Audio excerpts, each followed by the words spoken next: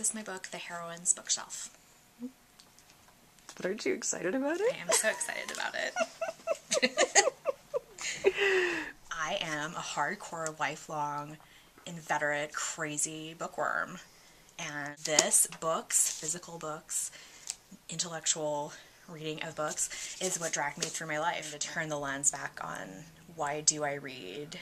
How does this work in my life? How does this work in other people's lives? And it really came to fruition when I was looking at the crappy economy and the reason why I and all my friends had suddenly turned back to the literature we loved when we were little girls.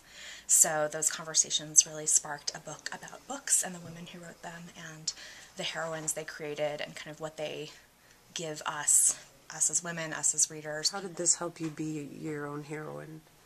Reading about the writers and their lives, which were incredibly mundane much of the time, women who I think several of them are, I would say, difficult as the very diplomatic word. Terrible crap happened in their lives, like terrible divorces and, you know, both of your sisters and your brother dying in 1 year and, you know, just being poor. That they got shit done anyway. That to me has been incredibly huge. There's always that thankfulness, like, thank God I will probably never get typhoid fever and I don't have to wear a corset, and when I publish a book no one's going to talk about how unmaidenly I'm being. I'm amazed at how modern they seemed and how, not like they validated me, but I mean, I felt a kinship with them. We are writers, we are women, we have real lives to lead, and I think that just allowed me to feel permission to, you know, be really sloppy and messy and have bronchitis for 3 months and, you know, cry about my grandpa every day and be testy and, you know, have a to-do list that was this long and have gotten only that much done while I was writing. The book deal started with a failed book deal about 4 years ago now, and I had an agent, Larry Weisman, who is incredibly patient, and he shepherded a similar but different book all the way through the publication or the, you know, sales process until the point where they actually buy it. And that was the part that didn't happen. It basically died on the marketing table 2 separate times. And I went back to, you know, my little kitchen where I write, feeling really discouraged, and just kind of sat for 3 years thinking about my next book. And actually I had a conversation with Larry, which led to this idea, and really quickly put together a proposal and some sample material. We went to, I want to say 20 editors, and I had a crazy day. Friday he sent it.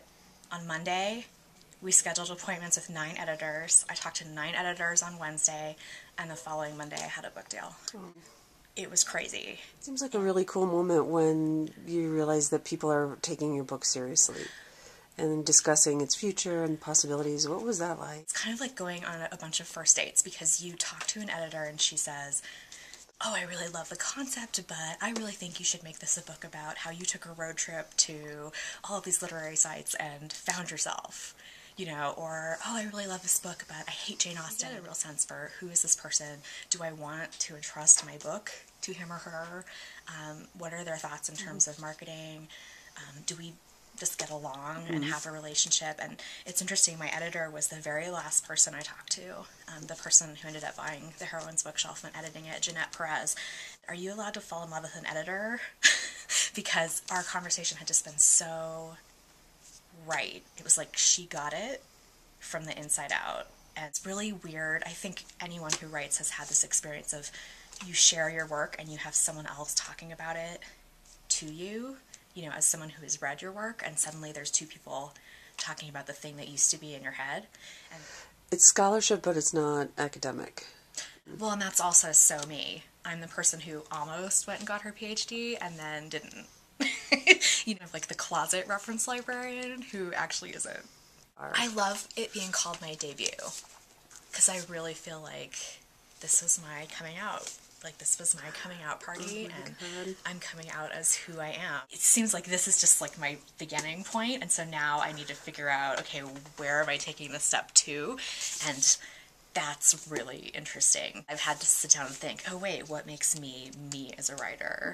Why is this book different, you know, from every other book? And I mean, I think that's something that sold the book, was my being able to say, hey, I'm different, here's who I am, here's why I should write this book, and not, any other of the amazing women writers who are out there and love to read. That's the number one piece of advice I would give to a new writer of nonfiction who's trying to sell a book on proposal is everyone has an idea, everyone has a fabulous idea, why should you write the book?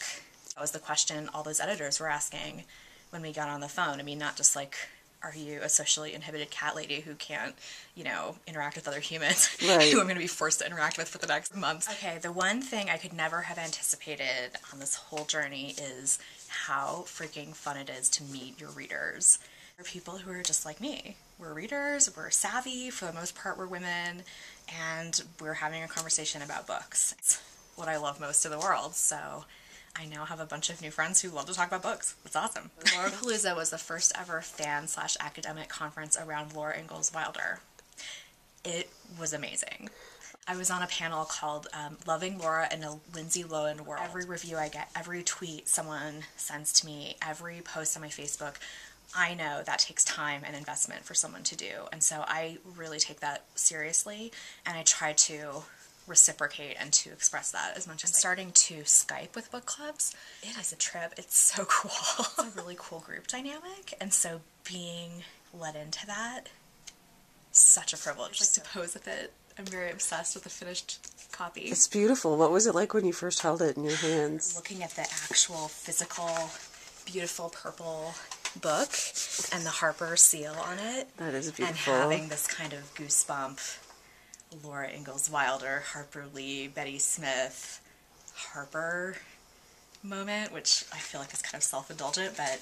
What do you mean self-indulgent? That's something to celebrate. And that's one of the reasons I went with Harper as a publisher was, my kind of nerd book club and girl senses all got tingling when I realized kind of the heritage I was able to step into.